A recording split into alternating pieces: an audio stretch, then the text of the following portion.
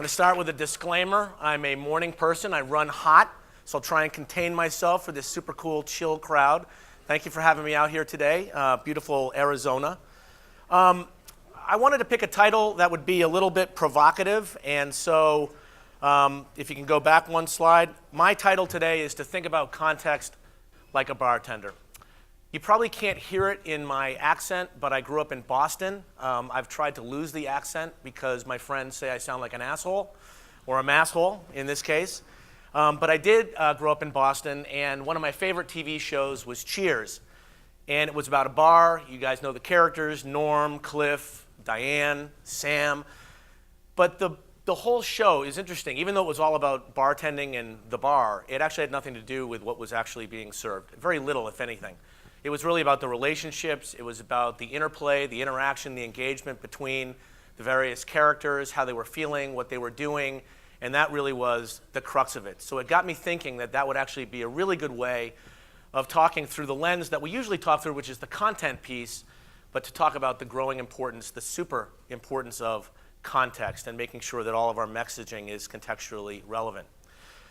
When I came to BBDO years ago, I had the great fortune of working for a guy by the name of Phil Dusenberry. And Phil coined great phrases that would stick to the roof of your mind, things like GE, we bring good things to life, and for HBO, it's not TV, it's HBO, and a lot of our work at that time, and still some of it is today, but it was very carefully crafted, expensive, beautiful video. That would run on the Super Bowl, often with celebrities, and that was really cool because I had great social currency with my friends during that time. And Phil would always say to me, he's like, John, creativity, in the absence of anything else, creativity is an economic multiplier.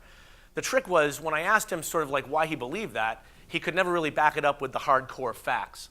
The great news about what Phil, he was kind of a prophet. He didn't know how smart he was, but today we actually do have proof positive that creativity, if delivered in the right way, at the right time, to the right audiences, truly can be an economic multiplier. But don't take my word for it. The ARF, actually did a study with 5,000 advertisers last year with a combined spending power of $375 billion, and they proved out what I just said. Essentially, that the right messaging tailored to the specific context or platform, that truly is a compounder of investment dollars. I'm going to break it down into three different categories. Again, going back to the bartender kind of analogy, the audience, super important. Who we're talking to, what they're thinking, how they behave. Taking a look at the creative idea in the first place, what that idea is and how it should be delivered to those audiences. And then the platform.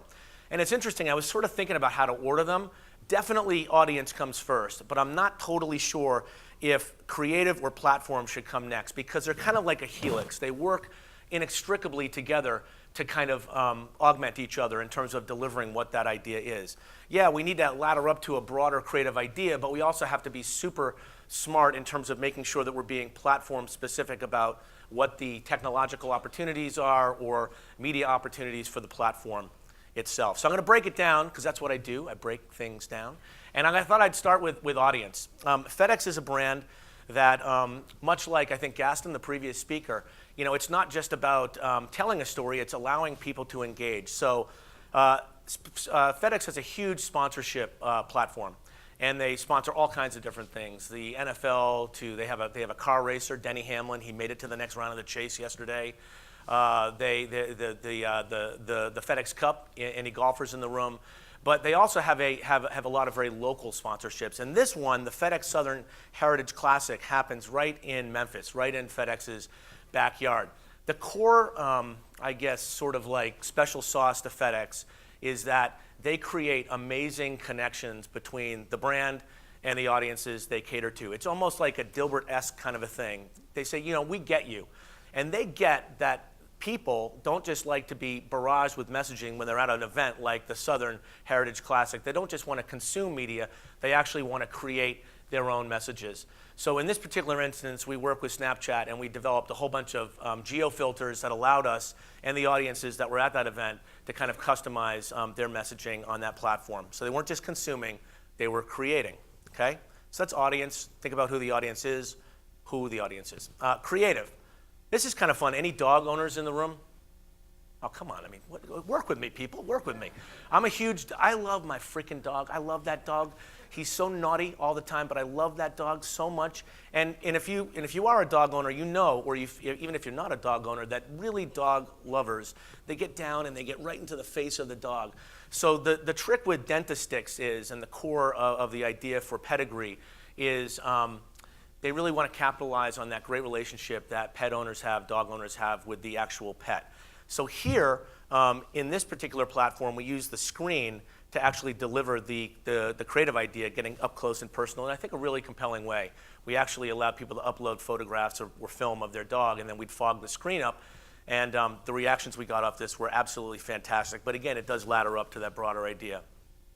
And then the last thing, obviously, platform. I realized just now there's an awful lot of alcohol references in my presentation. I apologize for that. Anybody that may be offended, we're not talking about returning to a Mad Men era.